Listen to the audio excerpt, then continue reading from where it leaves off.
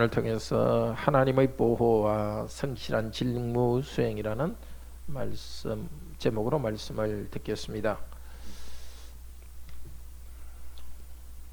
우리 인생길에도 위험한, 정말 다른 사람이 우리를 공격하면은 그냥 아무 무방비 상태로 당할 만한 그런 위험한 때가 있습니다. 그런 우리들에게 오늘 이 말씀은 하나님께서는 우리의 인생길에 안전하게 보호해 줄 것이라는 약속을 오늘 해 주고 있습니다. 오늘 말씀을 쭉 읽으면서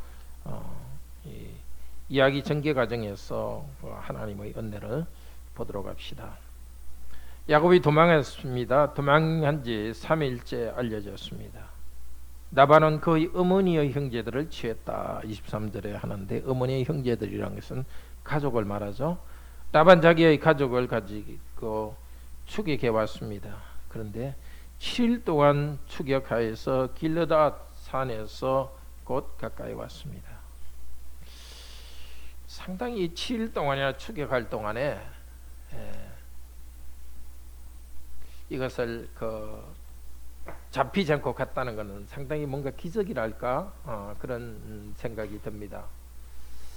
왜냐하면 야곱은 그 대가족들이 가고 있고 추격한 사람들은 뭐 말이나 다른 그 낙타를 타고 급히 왔을 텐데 이렇게 긴 기간 동안 간 것은 그게 하나님의 은혜가 있었던 것 같습니다. 길앗까지 왔습니다. 길앗은 요단강 동쪽 북쪽 지역에 있는 곳입니다.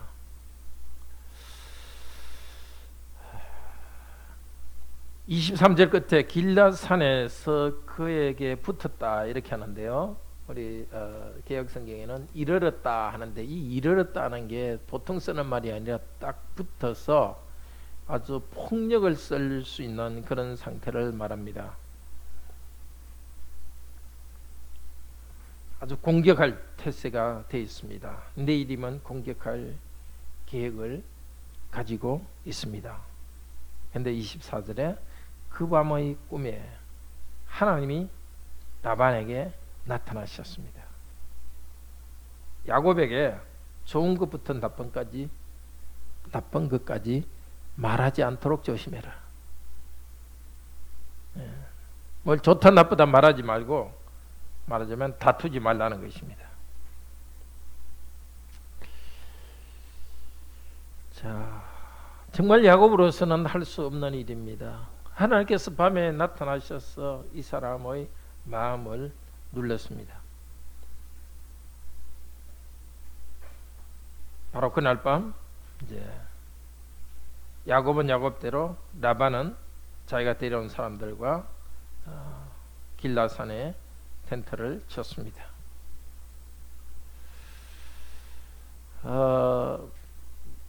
그날 저녁인지 다음 날인지 모르겠습니다. 아마 다음 날이겠죠. 밤에 꿈에 꾼 거고 26절은 다음 날인 것 같습니다. 그냥 보통 이렇게 일상적인 표현으로 말하고 있습니다. 너 도대체 뭐하냐? 내 마음을 훔치고 내 딸들을 칼로 잡은 포로들처럼 끌고 가다니. 마음을 훔친다. 훔쳤으니까 모르는 거죠. 내 마음 몰래 도둑질 하듯이 내 딸들을 포로처럼 끌고 가느냐라고 말합니다. 사실은 이미 시집간 딸이고 야곱의 아내인데도 그냥 내 딸이라고 말하고 있습니다. 그리고 왜 숨어서 도망하느냐 하면서 아주 위선적으로 말합니다. 내가 즐거움과 노래와 북과 수금으로 너를 보내실 텐데 뭔가 작별하는 그런 잔치를 하고 보낼 기회를 줘야 되는데 왜 그냥 갔냐. 또 28절에는 내 손자들과 딸들에게 이별의 키스도 하지 못하겠다. 너는 참 어리석게 행했다고 말합니다. 전혀 자기 마음에 없는 야곱이 못 가도록 아마 했을 인물인데도 기쁘게 보냈을 거다 이야기하고 간다고 하면 어쩌면은 뭐 야곱을 죽였을 수도 있을 그런 인물인데도 자기는 기쁘게 보냈을 것처럼 위선적으로 말합니다. 이런 악한 사람들과 우리도 어울려 살고 있습니다. 야곱이 이런 악한 라반과 20년 살았듯이 우리도 그런 사람들과 함께 살고 있습니다.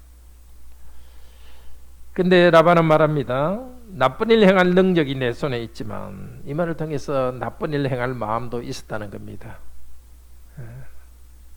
야곱을 칼로 죽이고 다시 재산과 딸들을 데리고 갈 수도 있었습니다. 그렇지만 너희들의 아버지의 하나님이 어젯밤 나에게 나타나서 말씀하셨다. 이 말 속에 참으로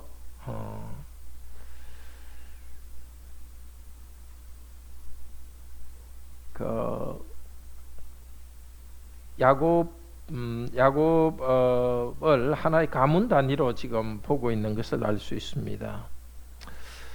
라반은 야곱뿐만이 아니라 야곱의 아내와 아이들도 적으로 간주하고 있습니다. 너희들, 자기 딸들도 믿는 그 하나님, 아주 이분법적으로 생각하고 있습니다.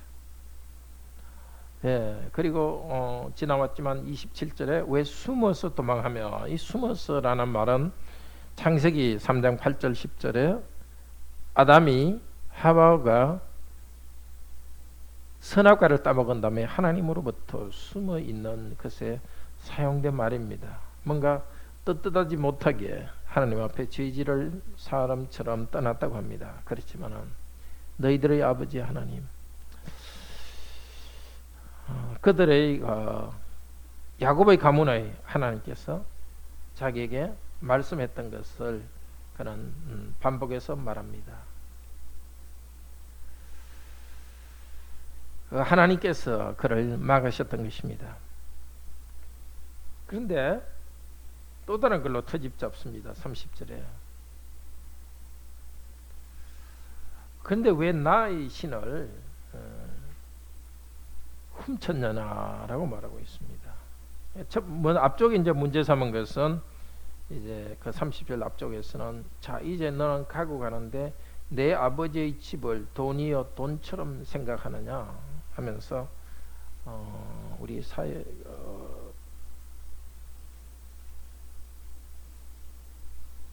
이거는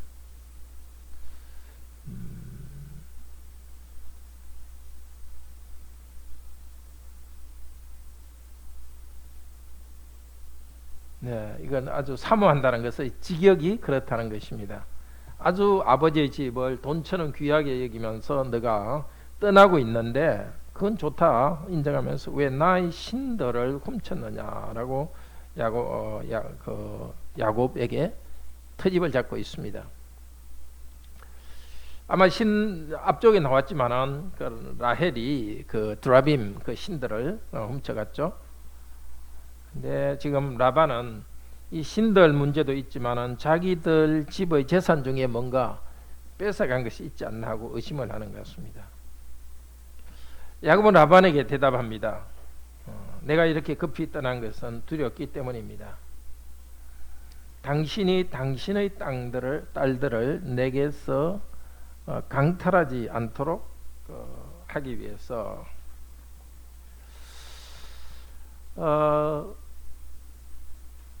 야곱은 자신의 아내를 라반이 여전히 자기의 딸들로 보고 있고 강탈해 갈 수 있다는 그런 우려를 가지고 있습니다.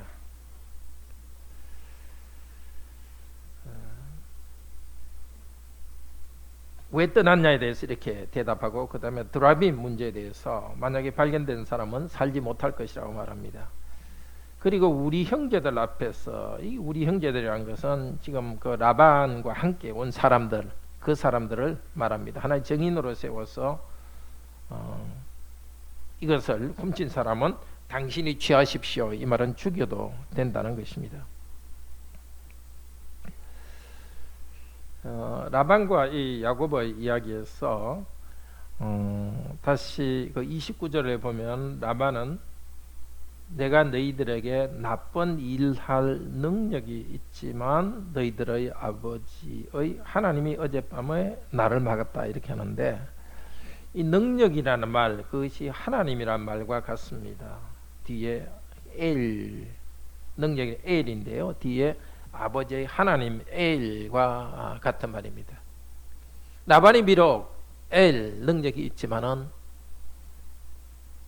야곱이 믿는 하나님 엘이 더 능력이 있기 때문에 라반은 야곱에게 공격할 수 없었습니다. 조금 다른 이야기지만은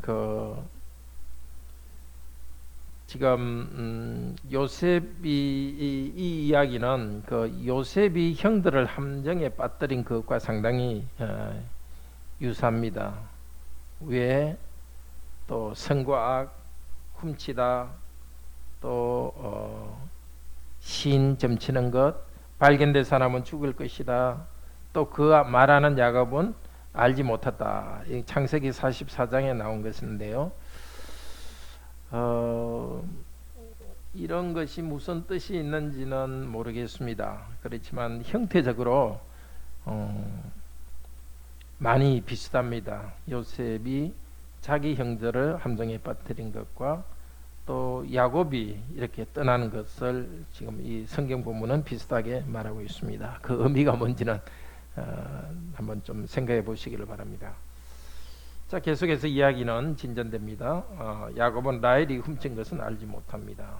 라반은 야곱, 레아 두 여종의 텐트 들어가며 발견하지 못했고, 마침내 라헬의 텐트에 들어갔지만은 라헬은 다른 변명을 대면서 낙타 안장 아래 숨겼습니다. 그래서 드라비님을 발견할 수 없었습니다. 자, 이것이 지금 라반이 야곱에게 항의하고 또 야곱에게 의심을 하면서 야곱을 가족들의 짐을 뒤졌던 이야기입니다. 그리고 이제 36절부터 야곱이 자신을 라반 앞에 변호합니다. 우선 따라온 이야기를 합니다. 36절, 내가 무슨 악행을 행했길래 이렇게 이같이 죄들을 따라왔습니까? 하면서 자기를 따라와서 자신을 의심한 것에 대해서 항의합니다. 자, 만약에 당신이 집 물건 중에 어떤 것을 찾았다면, 이건 드라빈뿐만 아니라 내가 어떤 것을 훔쳐왔다면은 책망하십시오 하면서 결벽하다고 말합니다. 그리고 나서 38년 동안 얼마나 자신이 성실하게 섬겼는지, 그럼에도 불구하고 라반은 얼마나 거짓되게 행했는지를 또 반론을 하면서 말합니다. 38절에 암양이나 암염소들이 낙태하지 않고 새끼를 잘 낳았습니다. 그리고 야곱 자신이 그 라반의 양떼를 그냥 먹어치우는, 훔쳐가서 먹어치우는 일도 없었습니다. 그리고 물려 찢긴 것이나 도둑 맞은 것, 그것은 다 보상했습니다. 정당하게 일했습니다. 야곱은 정말 땀 흘리며 일했습니다. 낮에는 더위가, 밤에는 추위 가운데서도 일했습니다. 밤에는 잠을 못 자고 이렇게 일했습니다. 그렇게 땀 흘려서 자기 재산을 축적했습니다. 그리고 그럼에도 불구하고 라반은 아주 교활하게 재산을 주지 않으려고 했습니다. 20년 동안 있었는데 그냥 두 아내를 얻기 위해서 14년 동안 아무 급여도 받지 못하고 일만 했습니다. 그리고 나서 이제 6년 동안 양을 지키면서 월급을 받았는데 10번이나 변경했다. 지난번 야곱이 라헬과 레아에게 이야기할 때도 월급을 10번이나 변경했다고 합니다. 자, 이렇게 악하게 대했고 야곱은 그렇게 수고했지만 그럼에도 불구하고 이 많은 재산을 가지고 간 것은 42절 때문입니다. 우리 42절 사역으로 된 것 같이 한번 읽읍시다. 저희 아버지의 하나님, 아브라함의 하나님, 곧 이삭이 경외하는 분이 나와 함께 계시지 않았다면 정말이지. 자, 이제 당신은 빈털터리로 저를 보냈을 것입니다. 하나님이 저희 고난과 저희 수고를 보시고 어젯밤에 당신을 책망했습니다. 이것이 야고보의 고백입니다. 자, 그렇게 수고했고 자기에게 악조건을 주었던 그 사람, 그 가운데서도 가문을 일구고 또 재산을 일궜던 것은 오직 하나님께서 함께 하셨기 때문입니다. 하나님의 은혜와 능력 때문에 오늘 야곱은 가능했습니다. 그렇지 않았다면 빈털터리로 왔을 것입니다. 야곱은 지금 라반 앞에서 하나님께 감사 찬양합니다. 하나님께서는 나의 고난과 나의 손의 수고를 보시고 나를 보호하시고 당신의 손으로부터 나를 지켰다고 고백합니다. 네, 오늘 이야기를 통해서 우리들에게 주시는 또 은혜의 말씀을 다시 생각해 봅시다. 라반은 악한 자입니다. 악한 자를 피할 때 피해서 가는데 그들이 또 공격이 옵니다. 그때 하나님께서는 그들로부터 그들을 보호하십니다. 하나님이 보호하셨다는 것은 오늘 계속 반복됩니다. 이 이야기에서 해설자가 하나님께서 보호하셨다고 말하고 라반이 또 하나님께서 너희를 보호하신 것을 말하고 또 야곱 자신도 하나님께서 보호하셨다는 것을 말합니다. 재산도 번성했고 생명도 보호했습니다. 하나님은 지금도 우리를 지키시는 분이십니다. 하나님을 신뢰하도록 합시다. 악한 자가 우리에게 도전하고 우리에게 어려움이 있다 할지라도 하나님께서 우리에게 약속하신 번성은 막지 못합니다. 악한 환경, 힘든 악한 조건은 바로 그곳에 하나님께서 주신 곳입니다. 하나님께서 우리가 하나님 나라의 백성으로서 번성할 수 있도록 주신 환경이요 장소입니다. 환경을 보지 마시고 야곱과 함께 하셨던 하나님, 보호하시는 하나님께서 우리와 함께 하신다는 것을 기억하시기를 바랍니다. 둘째로 역사적 신앙이 중요합니다. 사실에 입각한 신앙입니다. 하나님께서는 강한 자의 공격에서 교회와 믿음의 조상을 보호해 왔습니다. 그것을 과거에도 그랬고 지금도 계속하고 있습니다. 창세기 12장에서는 아브라함의 아내 사라가 이집트의 파라오의 아내로 들어갈 뻔했습니다. 사실은 들어갔죠. 그렇지만 하나님께서는 바로의 집에 재앙을 내리셨습니다. 재앙을 내리셔서 하나님의 이 백성을 보호해 주셨습니다. 그 보호하셨던 하나님은 지금 야곱도 보호하고 있습니다. 창세기 20장 3절에서는 아브라함의 아내 사라가 또 아비멜렉의 아내로 아비멜렉의 봉변을 수치를 당할 뻔했는데 하나님이 꿈에 블레셋 왕 아비멜렉에 나타났습니다. 바로 위쪽에 창세기 12장 7절에서도 하나님께서 꿈에 나타나서 재앙을 내렸습니다. 창세기 26장 3절에서도 이제는 이삭의 아내 리브가도 역시 아비멜렉의 아내로 들어 가서 봉변을 당할 뻔했는데 아비멜렉이 우연히 창위에서 이삭이 아내와 이렇게 성적인 접촉을 하는 것을 보았고 그것 때문에 벗어났습니다.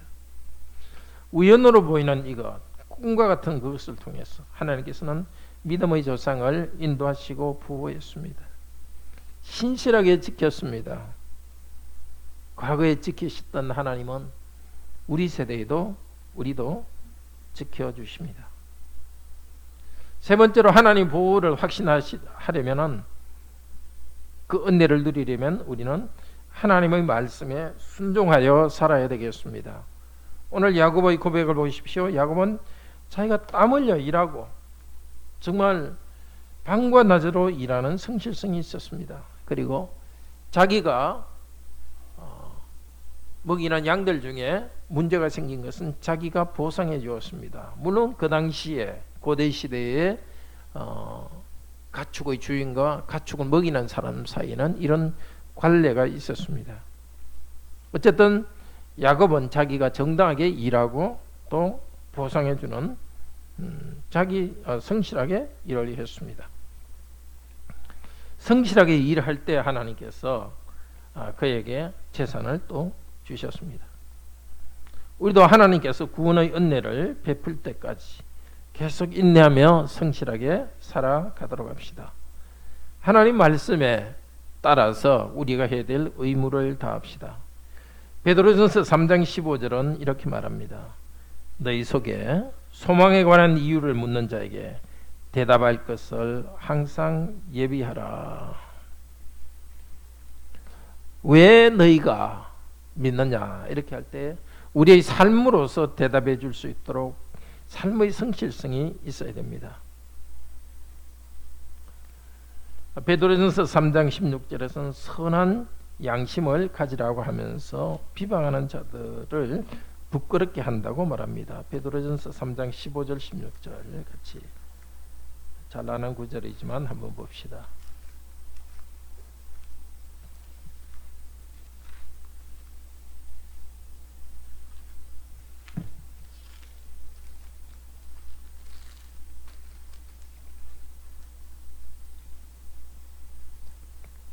같이 읽읍시다.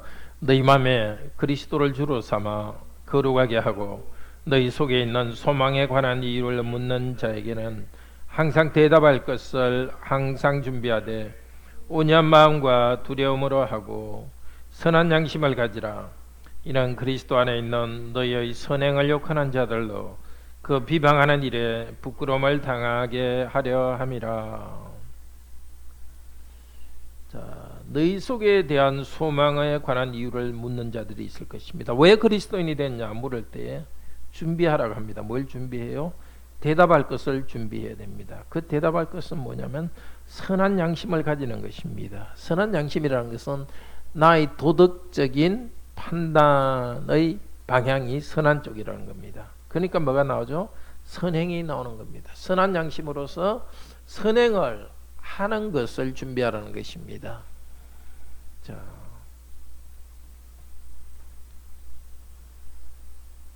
대답할 것을 준비하는 거, 대답한다는 게 이게 아폴로기아인데요. 거기서 그 변호한다, 변명한다는 말이 나왔습니다.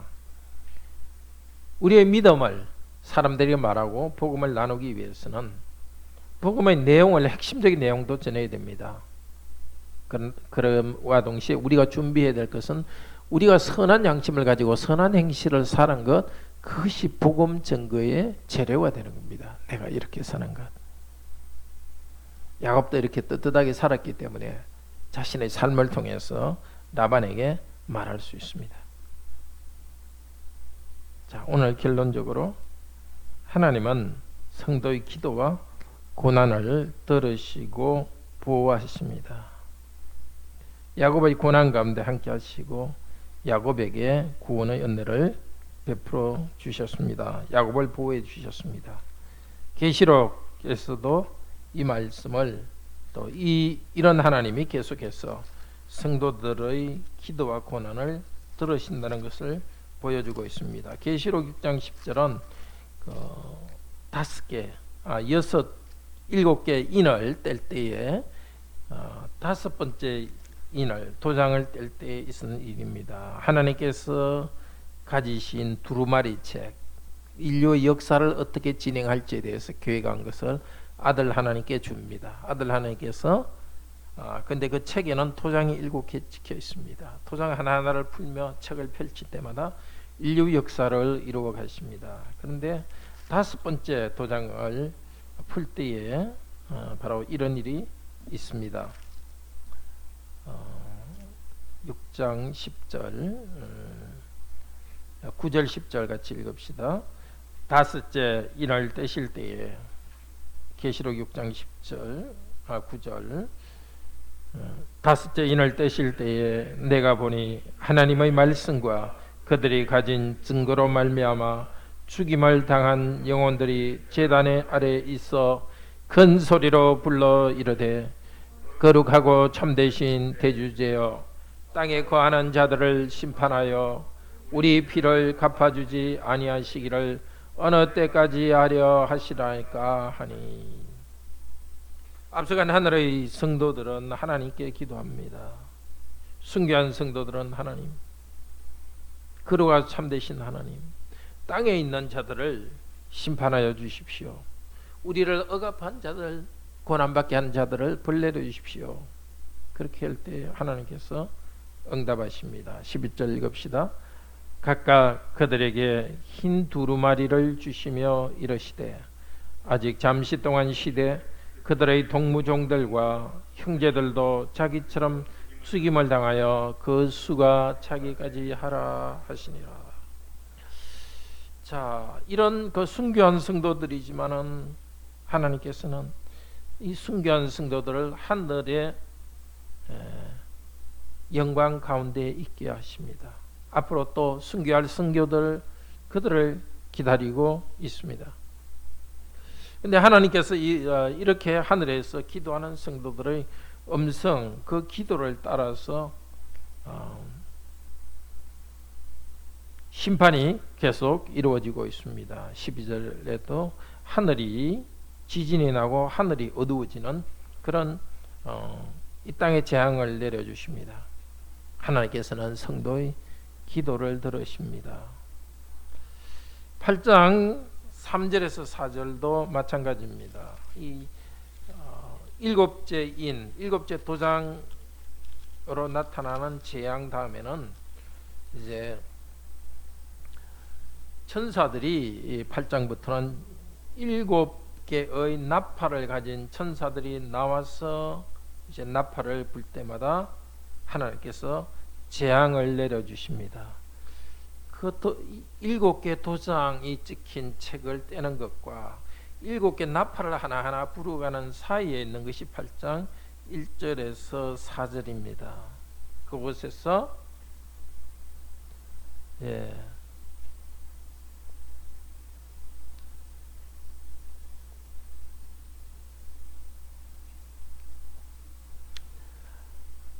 8장 3절 4절 같이 읽읍시다. 또 다른 천사가 와서 제단 곁에 서서 금향로를 가지고 많은 향을 받았으니 이는 모든 성도의 기도와 합하여 보좌 앞 금제단에 드리고자 함이라. 내 하늘에 있는 천사가 금향로를 가지고 향을 갖다가 피워 올리는데 성도의 기도를 거기 향기에 합하여서 기도가 올라갑니다.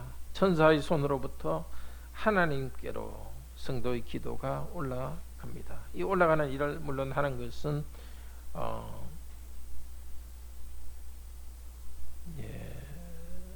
누가 하죠? 장로들이 천사가 이것을 돕네요.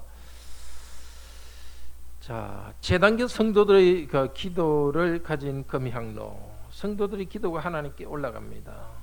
기도가 하나님께 올라갈 때 5절에 어떻게 됩니까? 천사가 향로를 가지고 제단의 불을 담아다가 땅에 쏟습니다. 성도들의 기도가 올라가는데 기도에 대한 반응으로 하나님께서는 천사에게 명령합니다. 제단에 불을 담아서 땅에 쏟으라. 이 제단은 성전의 마당에 있는 그 번제단을 말합니다. 번제단, 하늘의 성전에도 번제단 불이 타고 있는데 그것을 땅에다 쏟으니까 우리의 음성과 번개와 지진, 땅의 재앙들이 일어납니다. 자, 하나님의 심판은 성도의 고난에 대한 심판을 통해서 이루어지고 있습니다. 오늘 야고보의 이야기에서도 하나님께서는 야고보의 고난과 고통을 돌아보았습니다. 야고보의 자기 가족 가문을 세우기 위해서 도망갔을 때 그를 추격한 야곱의 삼촌 라반, 하나님께서는 라반으로부터 그를 지켜 주셨습니다. 그 하나님 바로 저와 여러분의 하나님입니다. 어려움이 있을 때마다 오늘 이 계시록의 말씀을, 계시록의 모양을, 장면들을 우리 마음에 기리도록 합시다. 그리고 또 이 창세기의 말씀을 마음에 기리도록 합시다. 하나님께서는 우리가 알지 못한 방법으로 우리를 보호하시는 분이십니다. 우리의 기도를 들으시는 분이십니다. 우리 다 함께 435장 감사 찬송 합시다.